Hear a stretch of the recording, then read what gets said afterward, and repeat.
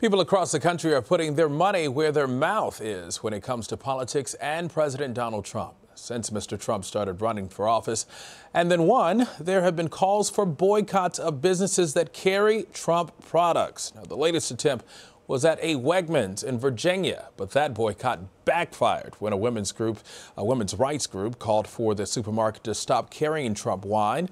The wine ended up selling out. And Alex Conant is a partner at Firehouse Strategies and former communications director for Senator Marco Rubio. Alex, good to see you. Hey, thanks for having me. Thank you. In this case, the wine sold out, but in other cases, companies have faced serious backlash for aligning themselves with Trump. Under Armour and Uber, just to name a few. What do companies need to do just to navigate this political landscape?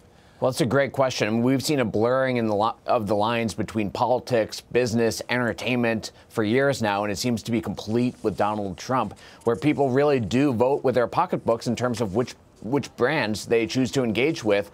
If they oppose Trump, then they'll boycott brands that they think are too closely aligned with the president, and vice versa. So, I think for businesses, it's important for them to have policies at the outset. You don't want to be acting without clear guidances for how do you handle politics. What is appropriate for your CEO and for your employees to say politically? Where do you cut those lines? Make sure those are established on the front end before you face backlash from employees or consumers. And Alex, it's not just President Trump. His daughter Ivanka's brand is also taking a hit with companies like Nordstrom dropping her products. Mr. Trump went after that company directly on Twitter. Are his direct attacks on companies having a lasting impact, or does it even matter?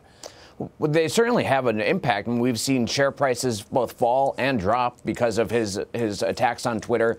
And then you've seen how companies have really had to run campaigns to try to win back his approval. I think Boeing is a great example. In December, as everyone will recall, President Trump sent out tweets attacking Boeing for their contracts with the Air Force for the new Air Force One.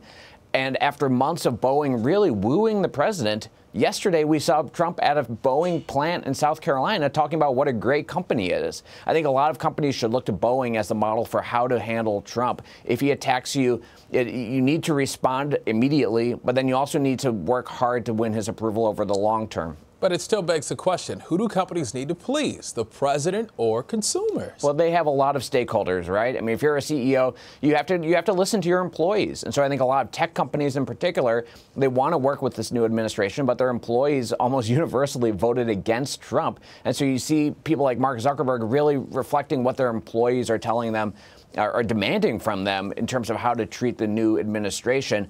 But then you have other companies that have big contracts with the government or need policy changes to help them in terms of free trade or immigration. So they need to have good relations with the company, with the government and with the new administration. It's a really fine line, and it's no question. It's not a surprise that a lot of companies are struggling with this new reality. Alex, for companies not directly tied to Trump products, what is there to gain by making political statements, either for him or against him? I mean, I don't think there's a lot to be gained. I think for the most part, companies want to avoid engaging in politics because inevitably you're going to upset somebody. I think to the extent that they do weigh in on policy matters, they should be talking about what they are for. Try to attract people to your brand. Don't talk about what you're against because that will only repel people who disagree with you. Talk about what you're for and talk about big picture. Don't be overly partisan. Be optimistic in your approach. All right, and a final question for you. Do you see the grab your wallet movement and consumer spending having a powerful role in politics sort of moving forward? Things are changing. The landscape is.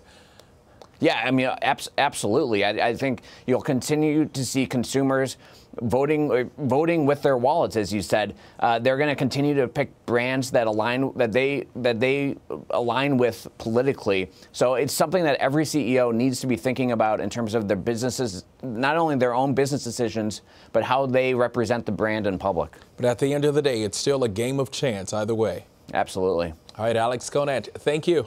Thank you.